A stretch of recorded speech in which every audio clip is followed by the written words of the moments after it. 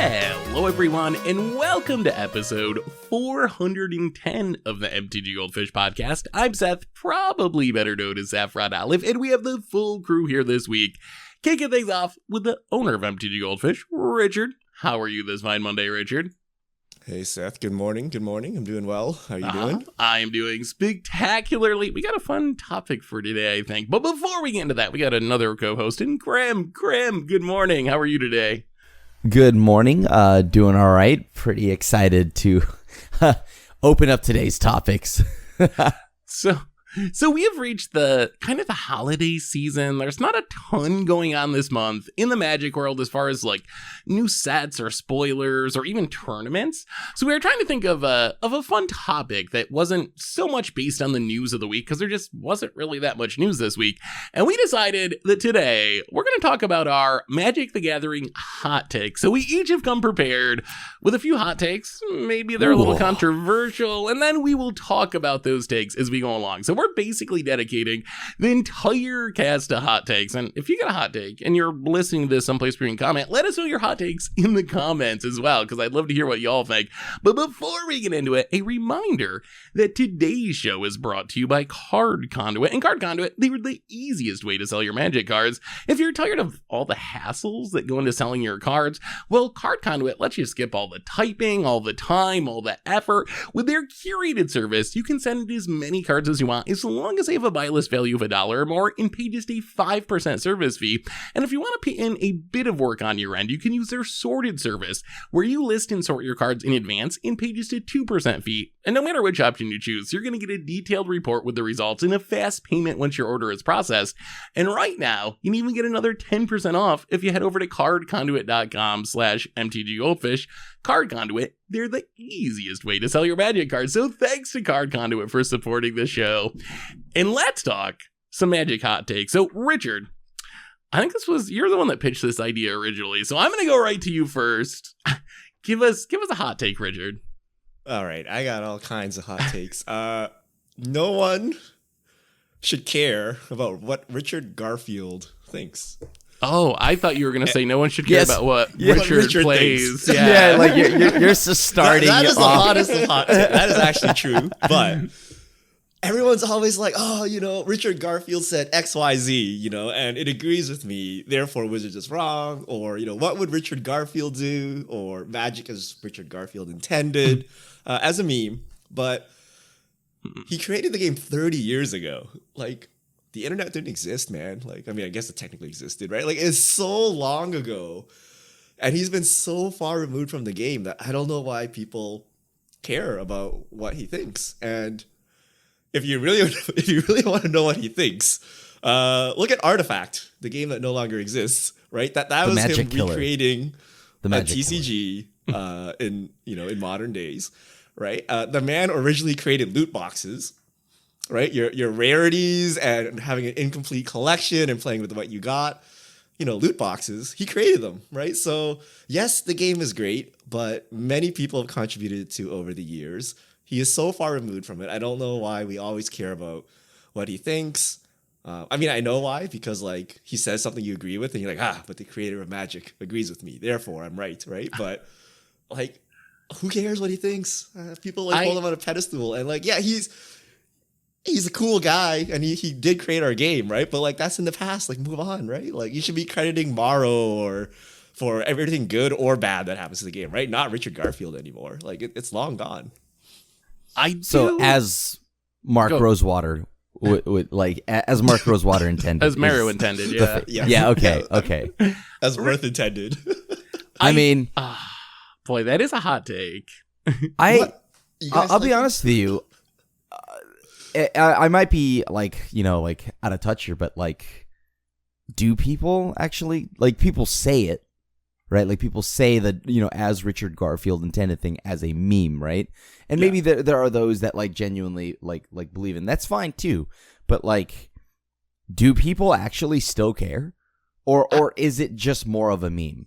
I think people do. There was like just a thing where they interviewed him from Vegas, actually, at the Magic 30 thing. And he said some stuff about like focusing on players over collectors or whatever. And that was like a really big deal that a lot of people were talking about. So at least in some cases, I think his words do still carry a lot of weight.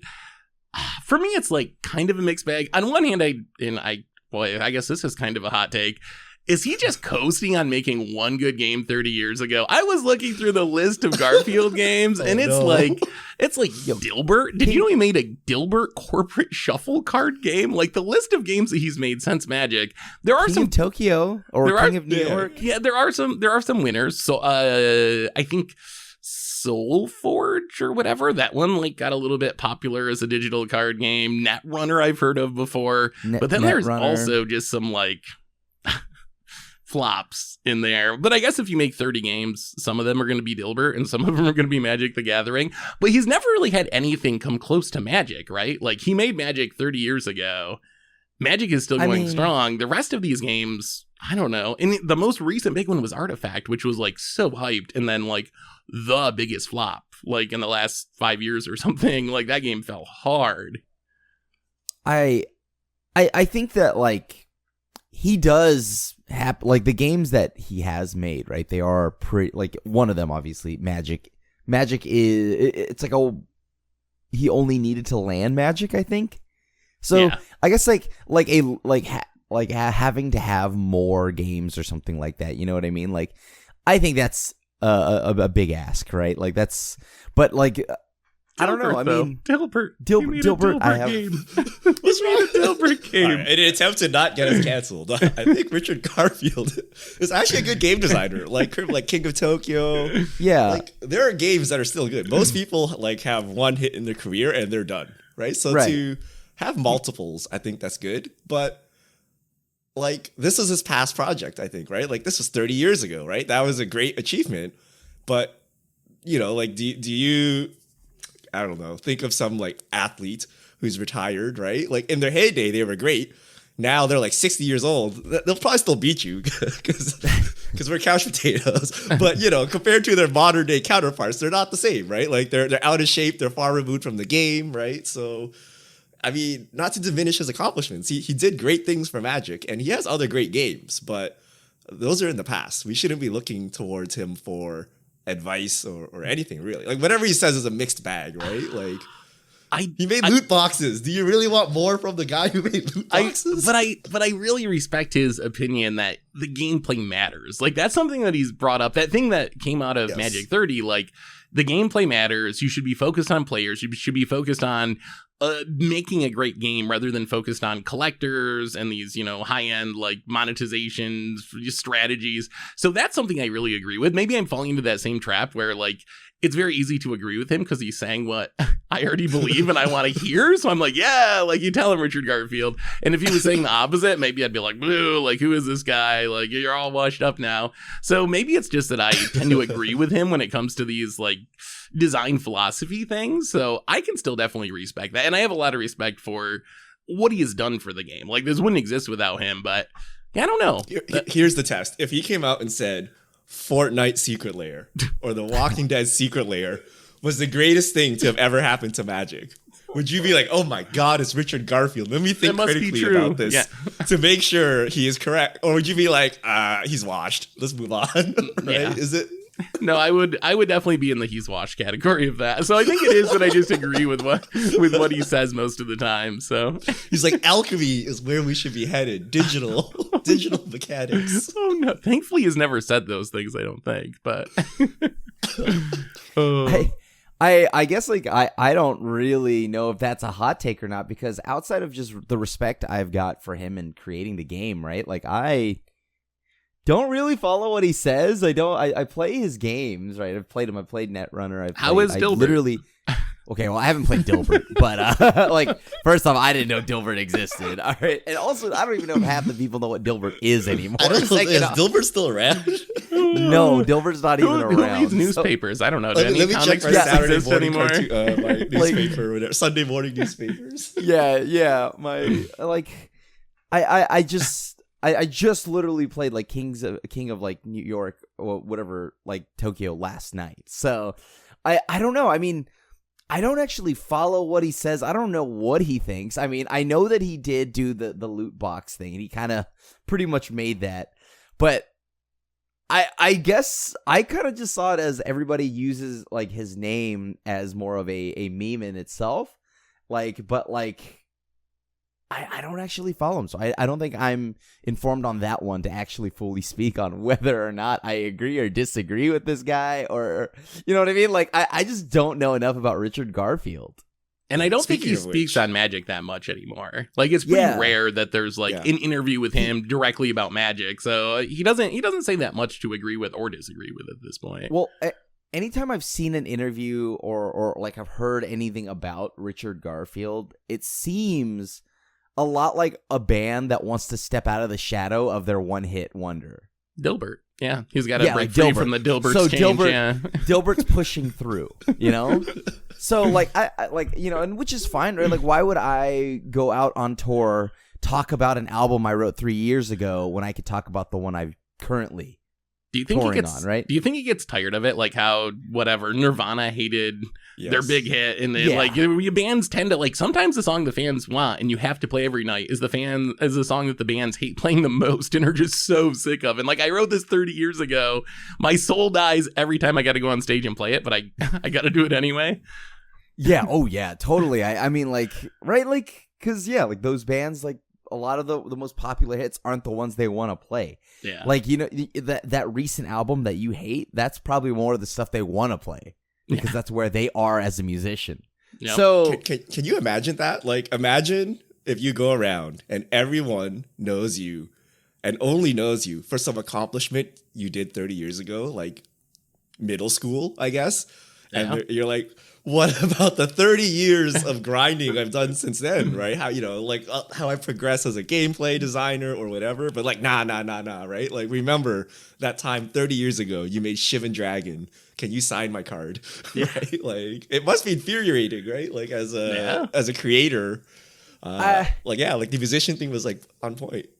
It is like, you know, like infuriating, but also at the same time, I think there's something about being a creator too, where you also have to like respect like what you've done and why you're where you are, or you never really forget it and you're never ungrateful for it. So I think you gotta look at it as like, that's who I was then. Like, you can be who you were then and like who you are now, like, and still appreciate like the stupid song you wrote when you were 18 or whatever, because that's who you were when you were 18, and that's like, kind of like a tattoo. It's that moment in time that it's captured. Right. So I think that's how you have to like kind of look at stuff like that. At least that's my theory. But no, that's fair. And so like I think I don't know, but at the same time, it just feels like Richard Garfield, you know, he's like, yeah, sure, I made Magic, and you know, I'm gonna talk about it. But yeah, so that's about as much as I know about Richard Garfield, and he's got an unglued card. Well, that's hot take number one. But we got to get to some more hot takes. Krim, you haven't hot took us yet. Give us a hot take. You know, believe it or not, on the day of hot takes, I feel like I don't have that many. But so like the one that I do have is Universes Beyond. And maybe and everybody's already like cringing right now, but like Universes Beyond and Magic's attempt at reaching outwards of just like, you know, their own IP and pulling in other things has actually been an overall positive. And I think it is actually one of the better things to have happened for the game.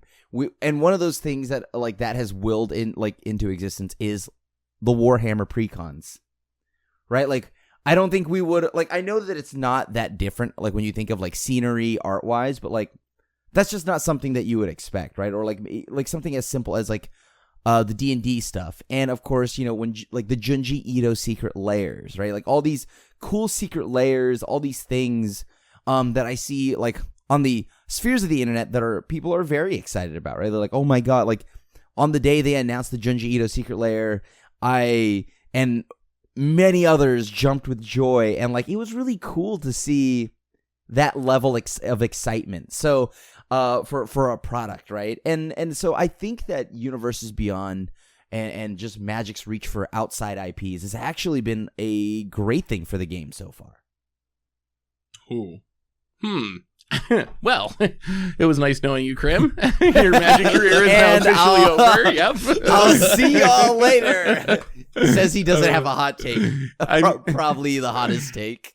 I don't think you're completely wrong. For me, they're more hit or miss, though. There's things that I like about them. And I do think that compared to the hugely negative reaction we saw when they were first announced, that reaction was pretty wrong. And they're way better than that. At the same time, there's still stuff that gives me pause. Like the idea that Lord of the Rings is going to be modern legal, and for the next 20 years, we're going to have to deal with, like, those cards being in a really popular format. Stuff like that still makes me a little bit nervous, but I will say I feel much more positively about Universes Beyond now than I did back in the early days, and that's in large part because Wizards fixed the supply issues, which was my big, like, concern at the beginning. The Magic reprints of some of those things really solved my issue, so even if I don't like the IP, I'm kind of okay with them now. But what do you think, Richard? Where are you on Universes Beyond? I'm on team canceled with Krim. I love Universes Beyond. So I originally really disliked them because I think using other people's IP is weak, right? If you make your own IP, it's much, much better, right? Think of like all the random stuff you partake in because it's Star Wars or Marvel or something, yeah. Right? But given that Wizards has been unable to accomplish this for like 15 years, the next best thing is to use other people's IP, right? They worked very hard to build up these characters, and now you can enjoy these characters in your game system. So I actually went across this problem recently. I'm like, oh, I should buy some Transformer cards, right? So I was looking at them, but I'm like, wait, there's a Transformers TCG. Why don't I just buy that? But then, like, I don't understand any of the text, right? So even if I'm never going to play my Magic Transformers cards, I at least understand the text and I can appreciate it, and there's familiarity with it. So I will just buy those instead of like Transformers TCG. And then that led me to buying Transformers toys and like random crap. Like it just like gets me down the wrong. I guess it's still Hasbro, so they win. But like just the inclusion here got Transformers on my mind. And then I bought some toys and I'm like, oh, look, there's a new Beast Wars movie coming out. Like, you know, it actually works, right? So it would be better if that was like Jace and Liliana. But the next best thing is I can just enjoy other people's IP in my game. So I really like that. And Wizards has thrown immersion like out the window the last couple of years. Like, Seth, is Gandalf any worse than like a monkey pirate that's like beating you down? Like we have actual literal like apes throwing bananas or something now in Jumpstart. Like what immersion is there anymore in Magic the Gathering? So it's not high fantasy anymore, right? It's anything goes. So bring on Gandalf. Which is weird because it's not like Gandalf, it still feels kind of like Magic's been a multiverse, right? Yeah. So within the realms of what is a multiverse, it doesn't actually break my immersion at all, right? Because for as many realities as there are, like you know, like that could be something that happens in Magic, right? Like I love me a good multiverse, so. I don't know, like, it doesn't even ruin the high fantasy element for me to see, like, a monkey throw an ape at me. It's just, like, how it doesn't feel, like, you know what I mean? Like, these things don't break my immersion, I guess. So, and, like, yeah, the secret layers and all these things can be hit or miss, as Seth has mentioned, but I like that they are able to do these things now, right? They can take the shot for a hit or miss. Like, I don't know what happened with like the astrology lands, but you know, like why that was attempted, but you know what, whatever, go for that as well. You know, there's a market for it somewhere. So I don't know. I like it. I've loved a lot what has been brought to the game since then. I will say that I think Secret Layers have been a huge win. I don't even know if that counts as a hot take, but I think just like, I worry about the LGS aspect of it with like Wizards selling so much stuff directly. But outside of that, like having a way to print all these cool versions of cards that we just did not have a way to print before, which includes the Universes Beyond stuff, but also just like weird art styles. Like I know you love the anime art. There's been some weird like almost like psychedelic rock band poster art that we've seen recently. Horror movie posters. Yeah, horror movie. There's so much cool stuff that just wouldn't fit in a normal set. So even though I'm a little bit like, I don't know about how it impacts local game stores, I think that those have been a big win. But that's not my hot take, though. My actual hot take is, I have a big list here. Let's go with this one. This one's pretty hot. I think that Magic needs to kill off characters way more often. I think that we need to see more of the iconic characters, the Planeswalkers, the Jaces, the Elspeths. We need more change. We need these characters to actually die. Those are really exciting moments. And I think that Wizards is just way too hesitant to change. So we get stuck with, here's the same Planeswalker for 20 years. kill them off.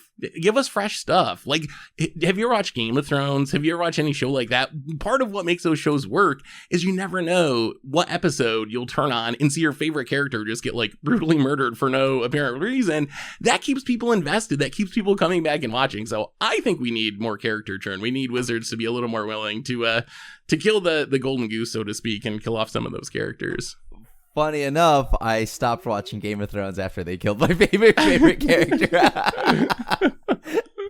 Stopped caring about Walking Dead when a certain character died. So, So you would disagree then, probably. You don't want to see the characters killed off then.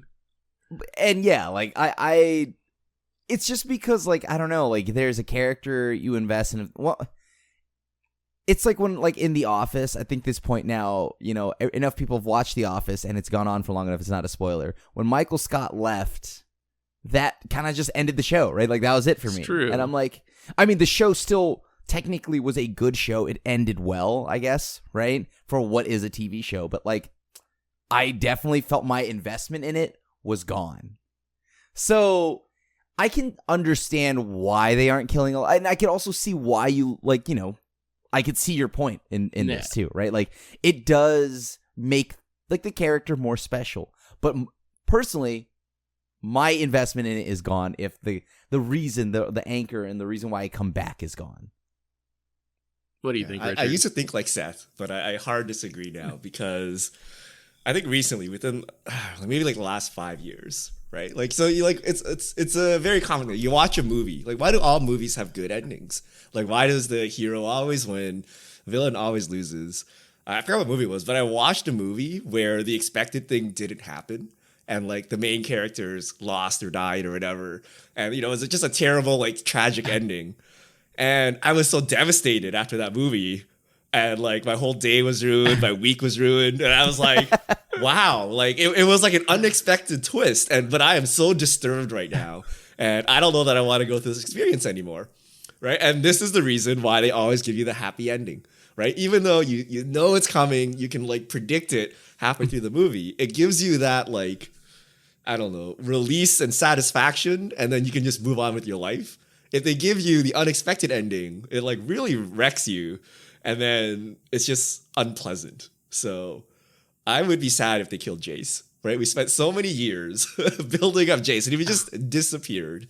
What I don't want to do is the Elspeth thing, or like what comic books love to do. That's the worst. Which is kill people and then bring them back and like pretend it never happened, or alternate universe, or zombie mode, or whatever. Yeah, you're like, this death has zero meaning. Therefore, it means nothing. So... yeah, I don't think they should kill people, but if they do kill people, like, keep them dead. You gotta keep them dead. Don't Yeah, bring them back. that totally ruins it, right? Because then next time they kill someone, you don't take it seriously because you're like, well, you just bring them back anyway. Like this big moment you're trying to make isn't really a big moment if you're just if you set the precedent that people don't really die and they're just gonna come back in another form anyway. But and there are some dead planeswalkers, right? Like Venser. Yeah, only the ones I like. They kill off the planeswalkers I really like. Well, because they killed them before you could like them. Good thing Seth doesn't like Nico Bolas. I need you to not like Nico Bolas. No, Nico, I would vote for Teferi getting killed just based on the impact it's had on all the formats. So you have but to Nico Bolas is good. Nico Bolas. He come back as zombie Teferi and then be black, like menace everyone. It's like, what is that? Mikaeus? Remember Mikaeus came back as a zombie. Oh yeah. A blue-black Teferi would be kind of cool, but I also always wanted a blue-black Jace. What if he died and melded with nature and came back as a green? Oh, mono green Teferi. See, you know they say some things are worse than death. Green fairy control. Here we go. Ren into fairy. Yeah, he just melds with Ren. Yeah. Ren into fairy would be the worst thing I've ever heard of in my life. All right, let's keep moving forward. Richard, hot take us. Oh, okay. This is where I say we're not sponsored by Marvel Snap, but piggybacking off of Richard Garfield, I think the actual person we should all be looking up towards is Ben Brode, who made Hearthstone and then made Marvel Snap. So after snapping for quite a while now, Magic is showing its age. Like, Magic feels like playing like a JRPG from like 25 years ago. Like, have you actually gone back and played a JRPG from 25 years ago? It is like so outdated. Like the game is like 120 hours long. You take like 3 steps and you do a random battle. Like it's stuff that was like okay at that time, and maybe even great. Like I love those games, but now it's too old. So taking this to Magic, right? You open a new card, you can't play it because you need 4 of to put in your deck. Let's say you actually put in your deck. You see it in like 1 every 5 games, 6 games or something, right? Like you have to actually play test 20, 30 matches to see the impact of that card. It's so like not deck building friendly and like game loop friendly, as opposed to Marvel Snap, which has like a 10 card deck or whatever. You put a card in, you see its immediate impact the next game, right? There's only 1 card per deck. So you open a card, you can build a deck around it. There's just so many things. Like you can play in 2 minutes instead of like 40 minutes. And then at the end of 40 minutes, you're not even sure who's the better player or like who outplayed who or what. You have to play good decks to climb. So Snap is interesting in that you can play a bad deck and climb still. So you can play your brews and climb because a large portion of what contributes to the end of the game is the snapping mechanic, which is like how much you wager. So like poker, right? So when you have a good hand, you can go all in, but slow roll it to like maximize your gains. And when you have a bad hand, you can minimize your losses. So if you just do that really well, you can take a deck that only wins like 40% of the time and climb all the way up, right? So you're not forced to play meta decks or things like that. So like after playing all this and then playing Magic, it like feels so old. Like it feels like a game trapped from like 30 years ago, right? I don't know how they can fix this. And what Magic has actually been doing is just power creeping, right? But that's not the right answer. So yeah, I'm curious what you guys think about how Magic's like core mechanic, like even things like lands and mana screw, kind of important to Magic, is considered a very old, game design, right? Like no new games do this anymore. So like, what do you think? I kind of actually agree with that, and I was having that discussion actually on my Twitch stream not too long ago, that I think that for somebody that has designed now 2 games that are absolute bangers, I think that Ben Brode is doing something right. Yeah, like he's out there, he's making games that are just genuinely very, very enjoyable. And I try to figure out what the X factor was and how come it is that way. And there is an element of like randomness that's added to all the games, right? RNG is often viewed as this miserable, like, no, none in my card game. But I actually feel like the randomness is why Hearthstone was originally fun. Why Marvel Snap has like a lot of fun to it as well. And the simplicity of all these games are widespread enjoyable, right? Like I can show it to anyone, like, and they'll kind of just figure it out right there and then, right? Like it's pretty intuitive. So yeah, I can understand that, right? Like I can understand that view, and I think that Ben Brode is making very good games. So like I would definitely be keeping an eye on Ben Brode and what he does. And that's not just because, Ben plays Magic, right? Like Ben Brode plays Magic. So it's not like he's never touched the game. And I genuinely I appreciate his thought process and like the things that he puts into the games. I like it. Yeah. Come back to me in another year or two and let me know if you're still enjoying the simplicity of Marvel Snap. What I don't know Ben Brode. I know that he's made these 2 games. That's all I know about him is you guys talking about him. I know that Hearthstone is kind of dying and everyone hates that game now, and I don't know if it's actually that good of a game. Like it was fun like for a couple of years when it first started, but now it's like if you look at Magic's stats on Twitch trending down, like Hearthstone is probably even worse over the last few years as far as just like how much that game is fizzling. And the only mode people play is Battlegrounds, which isn't even Hearthstone. It's like a new edition. But anyway, so I don't know. Hearthstone's not a selling point for me. And while I did enjoy Snap, I don't think it has the replayability for me. Like, I don't know, maybe I just didn't get far enough into it, but I'm genuinely curious if you think you're still going to be snapping for 5 hours a day, 6 months from now, a year from now, 2 years from now, or if it's like one of those really fun addictive games that you enjoy, but then after you do it for a while, you're just kind of like, okay, like I did that. I saw everything that Snap had to offer. When I think Magic has that longevity that keeps bringing people back, I agree with you that it is sort of dated compared to the games being designed today, but maybe those things, the like the lands and the not being super random high variant stuff, maybe that's what has let it live for 30 years when these other games come and go in 2 years or 3 years or 5 years, like Hearthstone. I mean, I think the beauty of Magic is the social gathering, which is what has actually kept it alive. Like, it doesn't need to be that stellar of a game, as long as it facilitates you getting together with your buddies and like just hanging out, right? Then it has, you know, the means to be successful. So I think that is what keeps it going. Like, I remember when Hearthstone tried to do their own gathering things where you would all show up and play Hearthstone together to try to recreate FNM events. Yeah, right? Like that is the secret of Magic, but the actual core gameplay, I think, is significantly worse. And like, I don't know, Ben Brode has got it. Like, to me, Ben Brode is, you should listen to Ben Brode because he's shown he can do it again. It's like Tom Brady or Peyton Manning. You're like, oh, was it their team? Was it the coach? They left their team, went to a new team, won another Super Bowl. You're like, okay, it was that guy, right? You know, he's that good, right? So Ben Brode left Hearthstone, and then Seth complains Hearthstone's not good anymore because he left. And then he went to make Snap, and Snap is the greatest thing ever. So I would actually want to see Morrow leave Magic and start another game and see, like, you know, if you were not hindered by kind of the baggage and history of the game, and you could take all your learnings and ideas and channel them into a new format, like, what would it be?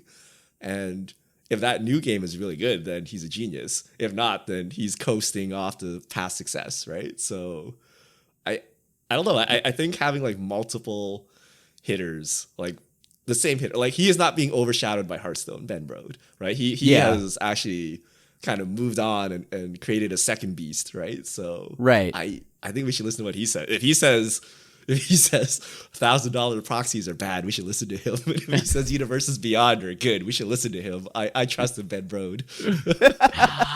I don't know. Hearthstone Ben and we Snap. trust. Hearthstone and Snap versus Magic the Gathering and Dilbert. I think if you put those side by side, it's actually pretty close. Well, you know, Dilbert was a banger. You know, it's so good. You know, like we're gonna. I need to look up how this game even like. like you know how Magic copied Hearthstone? So after like years of sitting around, Hearthstone came out, and then Magic had to make Arena, which was essentially a Hearthstone clone. I'm waiting for Magic Snap. It's coming. Like we're gonna get it. Yeah, they've tried. I mean, they sure keep trying tried. and they keep failing, right? With all those mobile games, they just never really catch up. It's because we don't have the IP. If Snap was like generic fantasy Snap, like I don't think anyone would even try it, right? Like it had to have that strong IP as the lure, and then it's simple enough. Good game.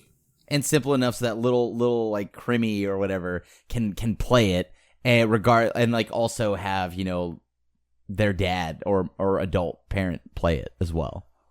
So should Wizards hire Ben Brode then? Is that what we want? Is that the future? Like, could he come in and like bring Magic into the 2020s? Yeah. Yeah, what would happen? You know what? Like,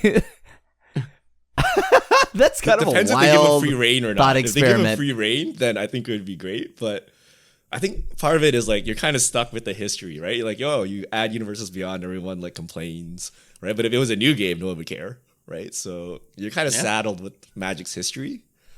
You are locked in to Magic. I don't think there's anything you could do to that, like, you know, that like can control, like creativity wise. I think you're locked into Magic, and it's like history, which is a good thing, which is still good. Speaking of antiquated games, chess. What do you think? Like, people play speed chess now, like chess, like proper chess, where you like actually have like unlimited time or like a very large amount of time is considered kind of like outdated and old, and all the newfangled Twitch streamers hit they the all timer. play speed chess. Yeah, what is like Magic's speed chess mode? Like, how do you red deck get a game in quickly such that you know, when you die to RNG, you're not like, I invested like 59 minutes into this match and I died to a coin flip. I'm very upset, right? Like, if you only invested 30 seconds and you died to RNG, no one would care. So what is Magic's like speed chess mode? I mean, currently it's probably best of one on Arena. Although I have seen a lot of pros talk about just like shortening the clock on things. Like, maybe that's a part of the game that actually is pretty outdated. Do you need to have Magic Online have 25 minutes on each side to complete a match? Do you need so many ropes on Arena? Do you need a minute on your first turn to decide if you should play a land drop? Like, maybe you could just speed a lot of that stuff up, and you could do the same thing in Paper. Like, maybe rounds aren't 50 minutes, right? Maybe rounds are 30 minutes. In Paper, you could even literally play speed Magic, right? Couldn't you have the same clocks they use in chess if you wanted to? I wish that shuffle. were real. So bad. I mean, yeah, like and the shuffling part. And in chess, it's your turn, and then it's your opponent's turn. In Magic, you have like interactions during your opponent's turn, which would make it like kind of convoluted. Clock. Yeah, you need the. What's the minimum we can set that Moto clock at? Should we play speed Moto? we could try it. We could try it. It'd be interesting. Although the thing that's weird, like, that would probably really mess up the meta, right? Wouldn't that really incentivize you to play like red deck wins and not a crim deck because you need to win before your clock runs out? Actually, just like in Paper Magic and in online, you just need to play fast.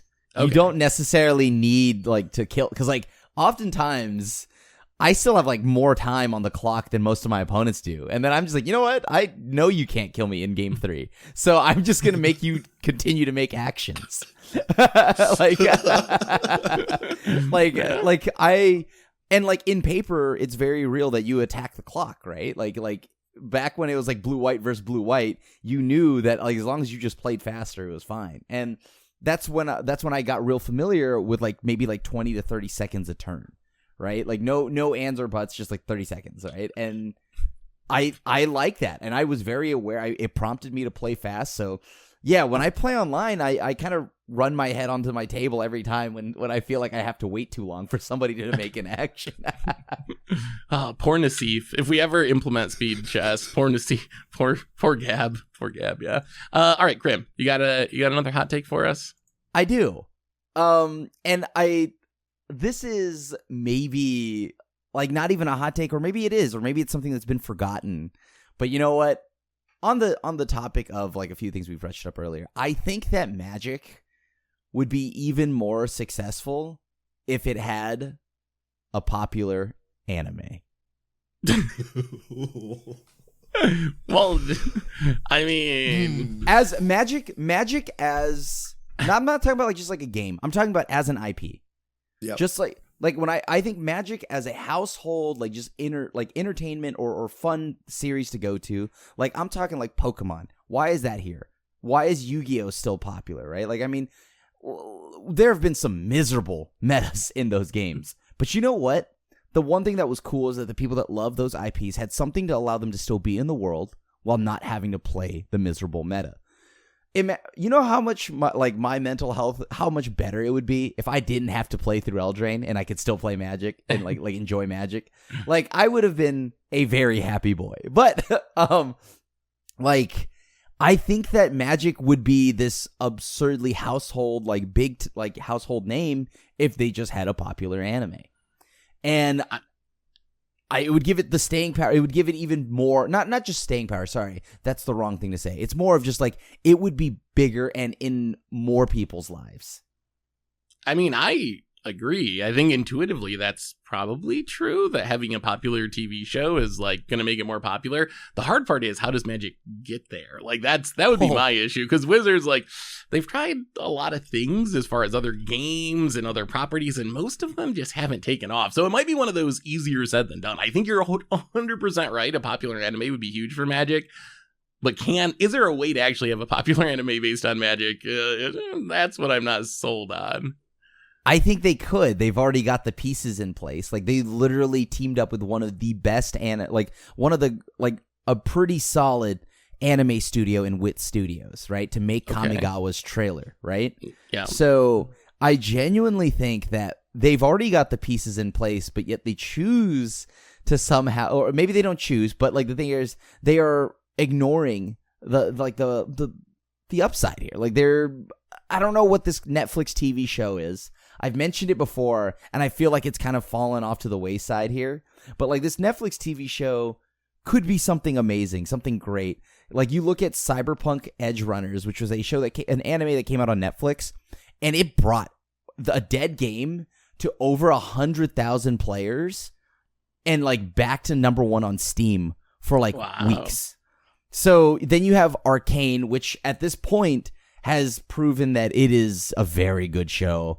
And League was already big, but League of Legends, the like there was already people talking about like, you know, more people playing again, you know, like, or just people wanting to get into that world of League, right? And so if Magic just had a show, you know, like that would give people like more interest and like in being in that world.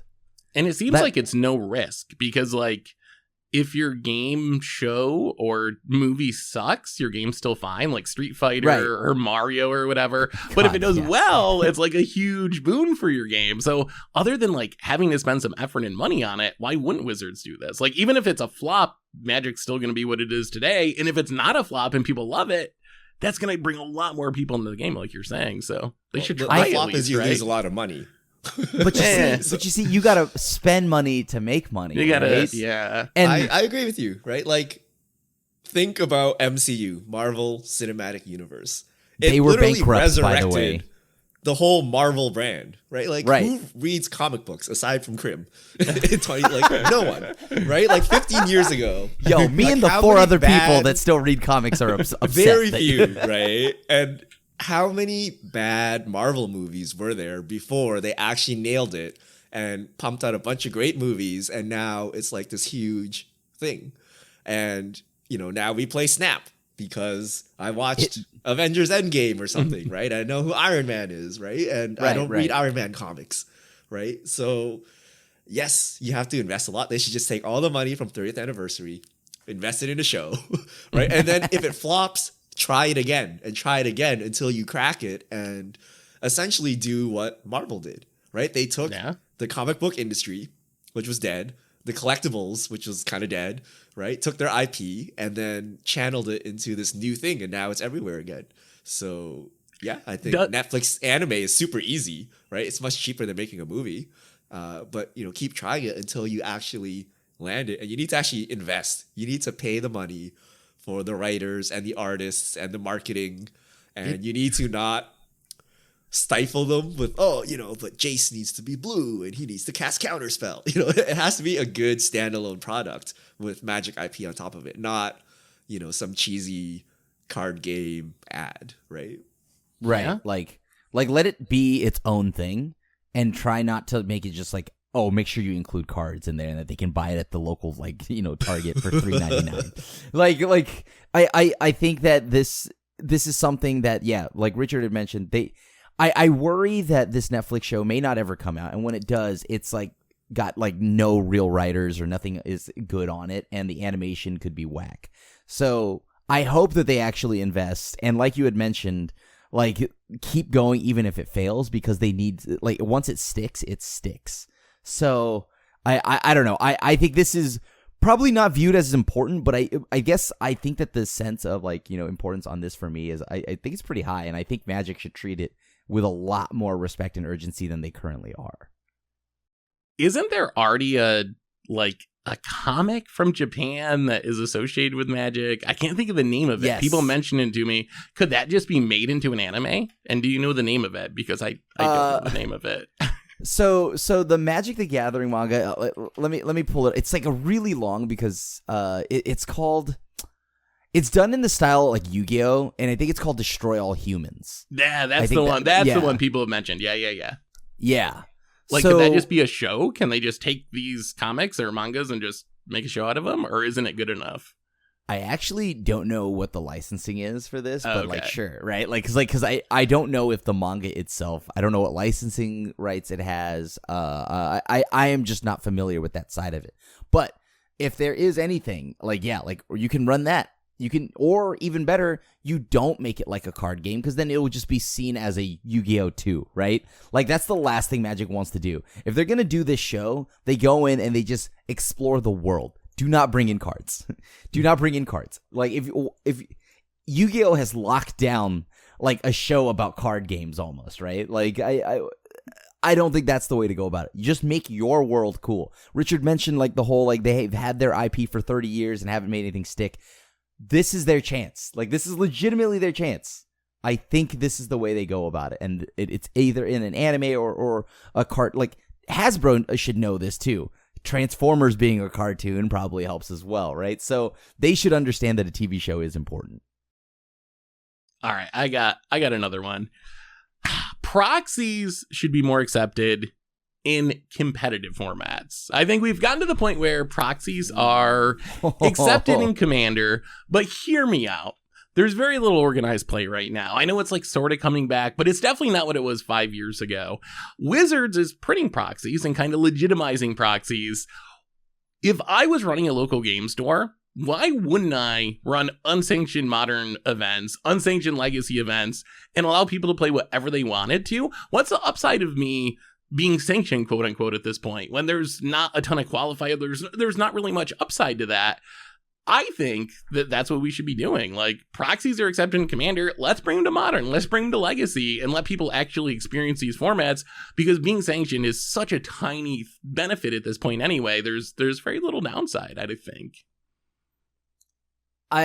You know what? I would fully love that personally, because then if it didn't cost like $1 billion, right? I would then probably not be afraid to play something that's not, I don't know, whatever tier 1 is, right? Yeah. I would not be afraid to take that out to tournaments, try a lot more new things. Just like Arena, the same thing. Yeah. Like, if it's not super expensive, you can try your wacky brew for an event if you want to or whatever. But sorry, I didn't mean to cut you off. That's true. That's true, right? Like, I wouldn't feel bad about like investing these as bad as it does. Like, oh, I invested these mythic wild cards or my rare wild cards, and now I have to play tier 1. So I like that. I love that for like, mostly us, like, like the players and whatnot. Obviously, there ain't no way WotC would allow that, right? There's just no way they would allow that. However, I would thoroughly love it if proxies were legal at Magic. And plus, like, you know what? People may not know it, but paper tournaments, there's probably more fake cards running around than they think. Like, that's true. What do you think, Richard? So we just run unsanctioned tournaments, and then your store would lose their WPN status. What would that? Because they have to run like X events of X size for whatever on some interval to get WPN status. What does WPN status get them? I actually don't know. I think promos. You get some promos. That's it.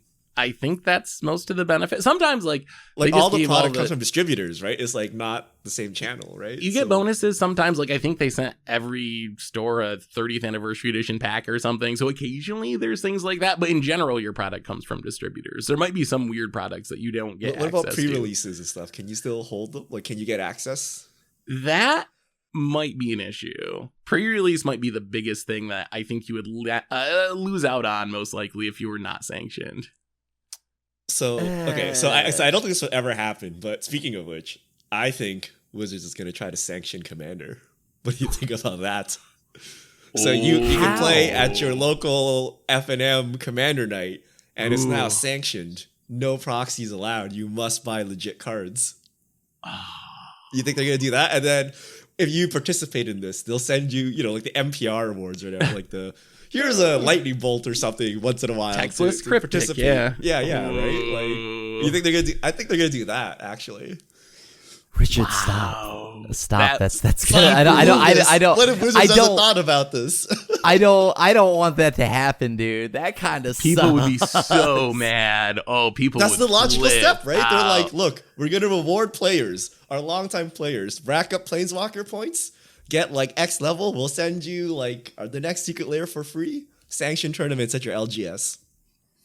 I think they have to do something, because I think everyone, including Wizards, has to be realizing this too. But everyone's realizing that like sanctioned tournaments are really important to making people buy real cards. Like, if there's not sanctioned tournaments, that motivation really goes away. There was a really good article on TCG Player talking about all this finance stuff recently. Definitely worth looking up. It was something about, did Magic kill the golden goose, I think was the title of it. But I would recommend it. But I think that's a very underestimated part of all this. Hopefully Wizards goes the other direction and just supports 60 card sanction play more, brings back a robust OP system.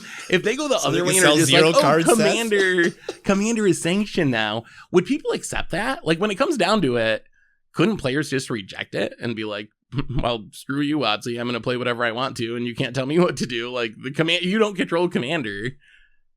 I feel like that's what would happen. I feel like that's why they bribe you with free promos. Right? Yeah. Like, you're like, earn Planeswalker points every time you go to FNM, and then we'll get you a foil Hedron Archive. Or it's got to be a good promo. Wouldn't you be better off playing your Proxy Gaia's Cradle and buying the Hedron Archive promo from someone on the secondary market than like but spending if everyone at your on a real LGS is not Cradle? playing Sanctioned to get the foil, whatever. It could be anything. It could be gold bordered Black Lotus, Seth. Everything is on the table now, right? But they just got to incentivize most players to, like, if you have a legit deck, there's no reason not to play Sanctioned and get like free stuff, right? Yeah, so that's true. You just need to peer pressure the rest of the people to like, oh yeah, come to the LGS to play. We're not playing at home tonight. We're playing at the LGS. Get some real cards and then come, right? But I don't know if it would work at this point. I think players would reject it. I don't know if the promos would buy him off. But it would fix the LGS problem. What's the reason for playing at LGS now? Yeah. Nothing really, right? That's true. Yeah. I mean, it's not like standard tournaments are firing off left and right. So, no? Like, currently the only reason to go to LGS is Pioneer and Modern. Yeah. Like that is, and drafts, right? And like they do, but LGSs have been incorporating in open play, like in lots of Commander nights. And those have been doing actually quite well. But like, I'm curious, like, does that, if there's a store owner, does that bring you money? Yeah. Are they, I wonder if they're charging like a table fee or something. Are you making people pay by the hour or something to go play there? Or are you just, some places do that, I think. But really? Are you just hoping I think the people hope is buy you just play there, and then if you sleeves need or a card, something? Yeah. it's very convenient to pick it up there. So you pick it up there. But there are people that play at their LGS and never buy anything. Never, they bring their own food, they buy their cards online, and like, LGS can't make any money, right? But the idea is, if I'm going to FNM for standard, and then I just saw the latest Saffron Olive Asian Avenger video, and they use the sideboard card, I'll pick it up at the LGS and just right there, and I can shove it in my deck, and I can play, and then like dunk on some people, right? But without sanctioned play, we don't need this. So no. Should LGSs sell proxies of expensive cards? Not counterfeits, but like, should you have a $5 proxy Gaia's Cradle that how someone is can LGS supposed up? to make any money, Seth? We just give away cards. They're only making money from Mountain Dew. That's it. Honestly, I believe that. Like Mountain Dew and sleeves, right? Like that's why would you, if you're only playing proxies, why would you use sleeves? Yeah. I guess that's, hold on. I mean, come on. You want to take care of your proxies. Come on. Like, dude, I don't know. I mean, I am genuinely curious. So if you are an LGS owner, like, does having Commander nights, does it actually make you money? Like, do you see an uptick in sales? Is it any worse than just having it be an open play area? Is there a point to having like a Commander night? Like, it's nice to have places for the community to go, obviously, but I'm talking about like financially as a business, does that get you money? And also, if you're answering this, what would the ramifications be of doing the unsanctioned play thing? Like, what do you lose out on? Is it promos and pre-releases? Can you still buy product? What would the ramifications be if you actually did be like, oh, we're just going to go unsanctioned. If people want to play proxies in their modern deck, whatever. I would be curious to hear the answer of that from the LGS perspective too. Yeah, anyway, people do this for Legacy and Vintage. A lot of LGSs run like unsanctioned. Legacy and Vintage, but Vintage, I don't know what happens when you unsanction Standard and Modern. I don't Vintage ever think for I've a long seen, time has done it. I don't think I've ever seen more than 4 people at a Vintage tournament. in like my LGS is like, it's like, yo. So they can't, it actually just cannot be sanctioned unless you have like 8 people. So yeah. All right, so I think we each did 2 hot takes. We probably don't have time to get into another one, but I have a a Fishmail question, Richard. This is specifically for you, and I want your take on this because it refers to an episode of the Commander Clash podcast we just recorded. You haven't been there this season, but people still want your opinions on cards. So we're doing this, and this question is from Mardu Manser on Twitter. So thank you, Mardu Manser, for the question. We did a podcast about the best one-drops in Commander, a one-drop tier list, and probably the most contentious card was Serra Ascendant. Is Serra Ascendant still a good commander card in 2022? And that's what Marty Manser wants to know. I want to know Richard's take on Serra Ascendant. It seems like it's very on brand for him. And in the type of decks he likes, it is a great card. So I'm curious if he rates it highly or if he also thinks it's unimpressive because it doesn't draw cards or generate value. It's just a big creature. So Richard, hot take on Serra Ascendant. D. Oh, no way. This card is. That's it right there. I told you. If you have a very specific deck or something, all this does is just gets you killed. Like, it's not going to win the game. It puts you down a card, and it gets you arch enemy status immediately. So you get, dumped into the ground. Like, why would you need to somehow combo off and win or something with this immediately. Like, this is. I'd rather just discard. Like, I'd rather just discard this at the beginning of the game if it's in my hand, rather than it's like that sandbag Soul Ring, right? Like, you play this on turn 6 or something and hope you have 30 or more life. Like, just get Tomer is like twitching somewhere right now. His eye just he likes it. Yeah, so it's Seth funny. and I we were the team anti Serra Ascendant, me and Krim, and we were not as harsh as you. We gave it like B's or something. Yeah. Richard I comes said in it with fell a off. D. Yeah, Richard This just is like reverse cursing yourself. You're like, not only did you go down a card into mana, like, you lost like 20 life or something because of this too. Like, why would you cast the spell? I mean, it's a 6/6 flying lifelinker on turn 1. Yeah, that was the heart of the argument, though. I'm surprised that Richard came down so much on our side. I'll take that, Tomer. Like if you're playing human aggro combo or something, I guess, right? But only something like that, right? Where you're planning on trying to end the game immediately with this very aggressive card, but as a value card, like, no way. Right, it's because my initial take on it is that this card was once asked to be banned, and I think that this card since then has fallen off. Yeah. Significantly, because it just does not do enough for the hate that you get, and on top of that, it doesn't do enough in general. It's just a decent card in a certain deck.